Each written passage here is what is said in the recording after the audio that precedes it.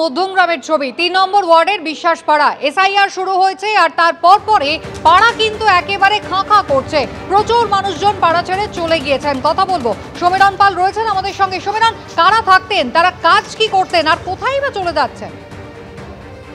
দেখো কুসুমিতা, যেটা জানা যাচ্ছে যে মধ্যমগ্রাম পুরসভার ৩ নম্বর ওয়ার্ডের বিশ্বাসপাড়া এলাকা, তারা কেউ 10 বছর কেউ 15 বছর ধরে এখানে বসবাস করতেন। বেশ কয়েকটি পরিবার গত কয়েকদিনে তারা এই এলাকা ছেড়ে চলে গেছেন বাংলাদেশে, এবং স্থানীয় তৃণমূল কাউন্সিলর বলছেন যে তারা দীর্ঘদিন ধরে এখানে বসবাস করছিলেন, কিন্তু এদেশে তারা কোনো নথি তৈরি করতে পারেননি। তারপরে তাদের কোনো পরিচয়পত্র নেই। যেহেতু রাজ্যে এসআইআর চালু হয়েছে, আর সেই আতঙ্কেই তারা বাংলাদেশে ফিরে গেছেন, এমনটাই জানাচ্ছেন স্থানীয় তৃণমূল কাউন্সিলর। এলাকার বাসিন্দাদেরও বক্তব্য, ধাপে ধাপে বেশ কয়েকটি পরিবার তারা ইতিমধ্যেই এলাকা ছেড়ে চলে গেছেন বাংলাদেশে। একেবারে সমীরণ, ধন্যবাদ। স্থানীয়রা তারা বলছেন এরা দিনমজুরের কাজ করতেন। কি বলছেন দেখুন একবার।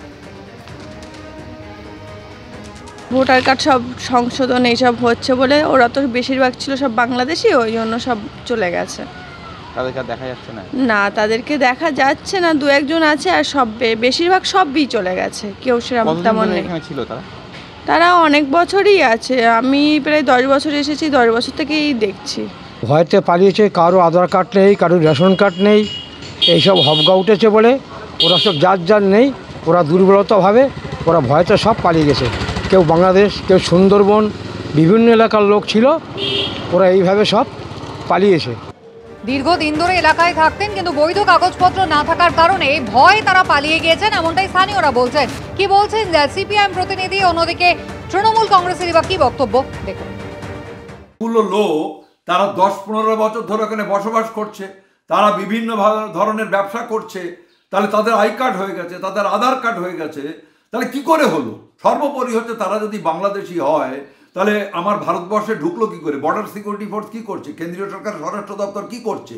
আর সর্বোপরি আমাদের রাজ্যের প্রশাসন, রাজ্যের যে আধিকারিক আছে, বিভিন্ন আধার কার্ড করতে গেলে, ভোটার আই কার্ড করতে গেলে বিভিন্ন দপ্তরের মধ্য দিয়ে তাদের বিভিন্ন লিঙ্কেজ লাগে, যে বাবা মায়ের পরিচয়পত্র ইত্যাদি ইত্যাদি লাগে, তাহলে তারা সেই সব কীভাবে দেখালো? আমার বক্তব্য হচ্ছে নির্বাচন কমিশনারও এ দায় এড়াতে পারে না, কারণ এখন ভোটার আই কার্ড করতে গেলে অনেক রকমের কোয়ারি হয়। তাহলে নির্বাচন কমিশনার, রাজ্য সরকারের আধিকারিক থেকে শুরু করে কেন্দ্রীয় সরকারকেও এই দায় নিতে হবে, যদি সত্যিকারে বাংলাদেশি এরা হয়।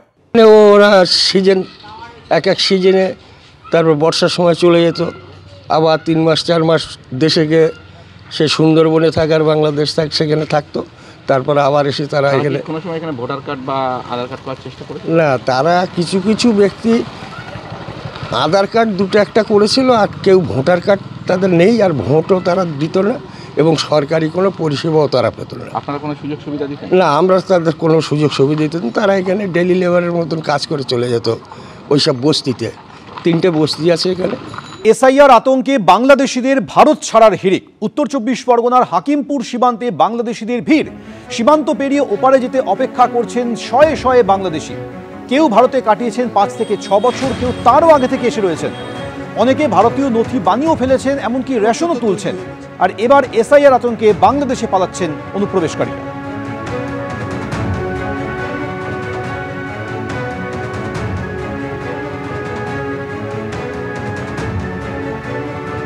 এইখানে স্বরূপনগরের ভারত বাংলাদেশ সীমান্তের জায়গায় জায়গায়, যেখানে হাকিমপুর সীমান্ত চেকপোস্ট রয়েছে, সেখানে প্রচুর মানুষ তারা দূর দূরান্ত থেকে আসছেন, তারা এদেশ থেকে বাংলাদেশে ফিরে যাবেন। দেখা যাচ্ছে এদেশের আধার কার্ড পর্যন্ত তৈরি হয়ে গেছিল। আপনাদের কি এদেশের আধার কার্ড তৈরি হয়েছিল? ওই তো সরকার তো বানিয়ে দিয়েছে বাবা। আর কত টাকা নিয়েছে? টাকা নিয়ে এমনি সরকার তো বানিয়ে দিয়েছিল বাবা। আপনার আধার কার্ড? হ্যাঁ। আপনার ভোটার কার্ড আছে? না বাবা, ভোটার কার্ড নেই। আমরা দেখতে পাচ্ছি এটা মিঠু মোল্লার ভোটার কার্ড পর্যন্ত এদেশে তৈরি হয়ে গেছিল। তারপরে এখন দেখা যাচ্ছে এনআরসি এসআইআর আতঙ্কে মিঠু মোল্লার, তুমি দেখতে পাচ্ছ যে আধার কার্ডও এখানে রয়েছে মিঠু মোল্লার। চলে যাচ্ছেন, দেখা যাচ্ছে আপনার এখানকার ভারতীয় নথি কি করে তৈরি করলেন? কথা বলতে পারছে না, বলছে আমার নথি তৈরি করলেন কি করে? এই যে আপনার নথি দেখা যাচ্ছে এখানে, এটা তো আপনার নথি। সরকার তো দিয়েছে বাবা। ভোট দিয়েছেন? ভোট? হ্যাঁ, ভোট ওই 2-3 বার দেওয়া হয়েছে ভোট। এখানে মানে এখানে আমরা থাকবো বলে এইসবগুলো আমাদের কুড়ি দিল। এখন আমরা থাকতে পারছি না, এখানে আমাদের তাড়াই দিচ্ছে বলে আমরা বাংলাদেশে যাচ্ছি। কিভাবে এসেছিলেন? ধামাখালি দিয়ে আসছিলাম। হ্যাঁ, নদী পাড়ি। দালালদের মারফত? হ্যাঁ, দালালের মারফত। ওই এক একজনের 5,000 করে, 5,000 টাকা করে নিয়েছিল। তারপর এখানে কোথায় থাকতেন? সল্টলেক সেক্টর 5। কি কাজ করতেন? ওই বাসা বাড়ি কাজ করতাম। এখানে থাকতে দিচ্ছে না, তাই কারা দিচ্ছে না থাকতে? সব বলছে এনআরসি চালু হয়ে গেছে। এখানকার বাংলাদেশের নথি, বিটু মোল্লা তার বাংলাদেশের নথি রয়েছে, সেই নথি দেখিয়ে তারা ভারত বাংলাদেশ সীমান্ত পেরিয়ে তারা বাংলাদেশে চলে যাবেন। তোমার কোথায় বাড়ি ছিল? আমাদের বাড়ি হলো ভুমরা, ভুমরাই। ভোমরা, সাতক্ষীরা। হ্যাঁ। কবে এসেছিল এখানে? আমি এই 5 বছর আইছি। কিভাবে এসেছিল? ওই চুরাইতে আইছি। তারপরে এখানে কোথায় থাকতেন? এই জায়গায় থাকতাম, ওই হাতিয়ারা। হাতিয়ারা। কি কাজ করতেন? এই কাগজ টাগজ টুকাতাম, এমনি ওই প্লাস্টিক খড়তাম। লোকের বাড়িতে কাজ করতেন না কারখানা? ওই লোকের বাড়িতে। আচ্ছা, তারপরে চলে যাচ্ছে কেন? চলে যাচ্ছে, এই নাচতে হচ্ছে, থাকতে পারবো না। আমি নিউটনে থাকতাম, ঘনি নিউটন, কাগজ কুড়োতাম। হ্যাঁ। কত বছর আগে? আজ 10-12 বছর আগে। কার সাথে এসেছিল? আমার স্বামীর সাথে। কোথা দিয়ে এসেছিল? বাংলাদেশ থেকে। কোন বর্ডার? কোন বর্ডার দিয়ে আসছে আমার তো মনে নেই। তখন এসেছিলাম সরাইপথে এসেছিলাম। হ্যাঁ, তা প্রায় ওরকম এই তো 3 বছর আগে। বলছে বাংলাদেশের মানুষকে থাকতে দেবে না, দেশের মানুষ দেশে ফিরে যাও। তার জন্য আমরা দেশের মানুষ দেশে ফিরে যাচ্ছি। কত বছর ছিলেন আপনি? এই বছর তিনেক থেকে আছি। এই ছবিটা উত্তর 24 পরগনার হাকিমপুর সীমান্তে, যেখানে শয়ে শয়ে বাংলাদেশিরা ভিড় করে রয়েছেন কখন তারা বাংলাদেশে প্রবেশ করবেন, কারণ তারা আতঙ্কে রয়েছেন। এসআইআর ঘোষণা হওয়ার পর থেকে কেউ বলছেন তাদের কাছে নথি নেই, তারা ফিরে যেতে চাইছেন, কেউ বলছেন তাদের কাছে নথি আছে। আর এখানেই প্রশ্ন, তাহলে তারা কেন ফিরে যেতে চাইছেন বাংলাদেশে?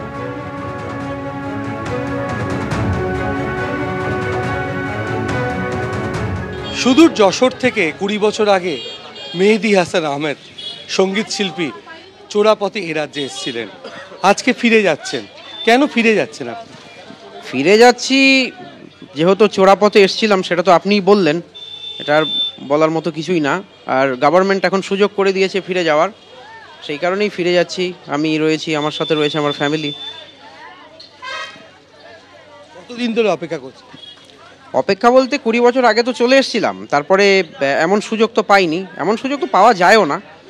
তো ওই 20 বছর ধরেই এখানে ছিলাম, আজ সুযোগ পেয়েছি, চলে যাচ্ছি। কোথায় থাকতেন এখানে? এখানে থাকতাম আমি হুগলির ডানকুনিতে। 20 বছর এদেশে ছিলেন, কোনো এদেশের নথি তৈরি করতে পারেন না? এদেশের নথি তৈরি করতে পারিনি, তার একটা কারণ হচ্ছে নথি তৈরি করতে গেলে পুরনো কিছু দেখাতে হয়। যেমন আমি তৈরি করতে গেলে বাবার, বা বাবা তৈরি করতে গেলে দাদুর, এমন তো কিছু নিয়ম থাকে। তো সেই ক্ষেত্রে যেহেতু আমি আমার বাবা এবং আমার মায়ের ছিলাম, সেই কারণে তৈরি করা হয়নি। আমি ওই গান টান শিখতাম টুকটাক, এখানে ওখানে শো করতাম, তাতে তেমন কিছুই হতো না। এত বছর এই বাংলায় কাটিয়েছেন, চলে যাচ্ছেন কেন? চলে যাচ্ছি তো বললাম আপনাকে, যেহেতু আমি ইনলিগালভাবে এসেছিলাম, তারপরে যাওয়ার সুযোগ পাইনি, নিজের দেশে ফিরে যাব, এটা স্বাভাবিক ব্যাপার। আমার বিরুদ্ধে যদি গভর্নমেন্ট অ্যাকশন নেয়, এটা তার কোনো অন্যায় নয়, কারণ যেহেতু আমি ইনলিগালভাবে এসেছি, কোনো দেশের গভর্নমেন্ট চায় না যে আমার দেশে অন্য দেশের মানুষ বাস করুক এইভাবে। রয়ে তো গিয়েছিলাম, কিন্তু আইনত এটা অপরাধ, এবং এসআইআর বা এনআরসি যেটাই করুন না কেন, আমি তো বলবো এটা অন্যায় নয়, এটা করা উচিত।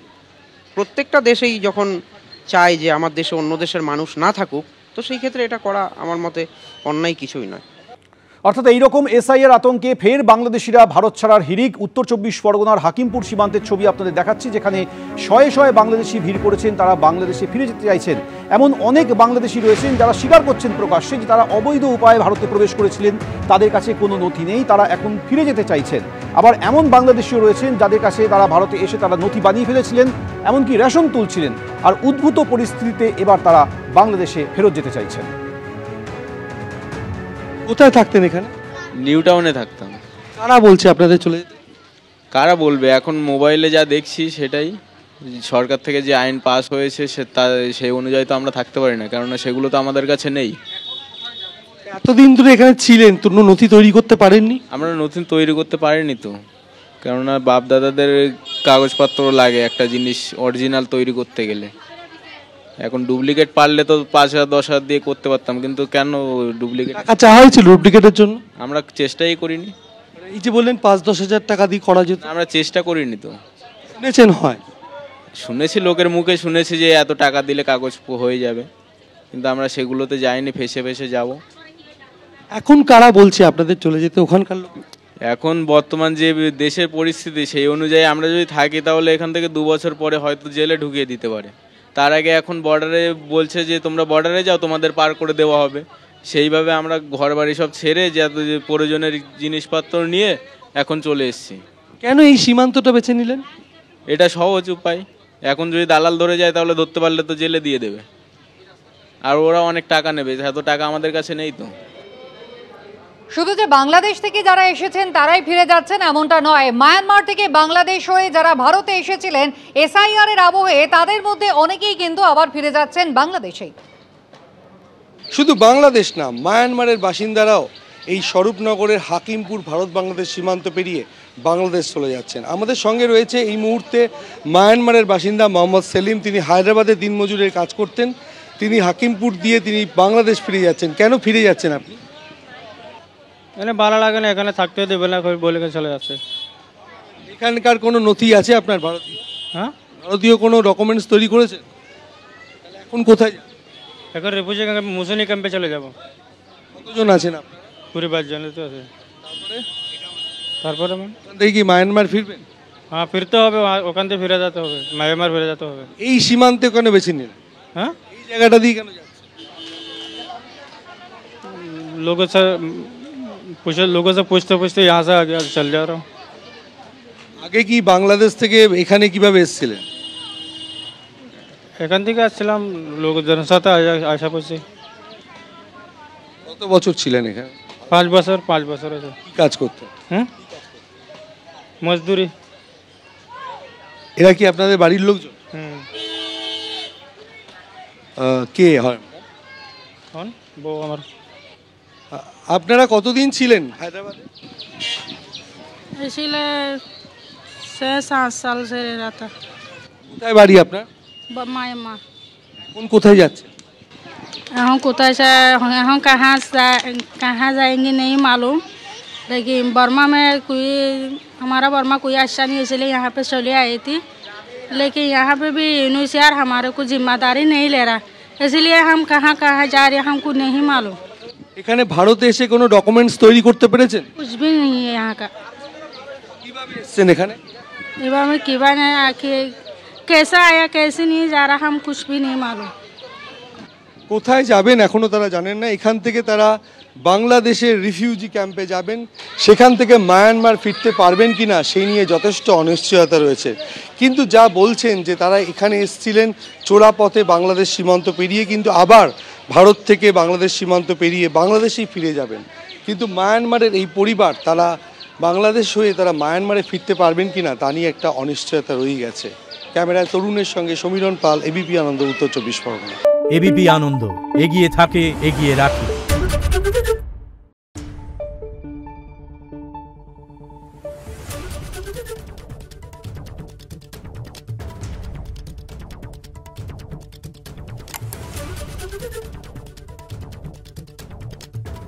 Thank you.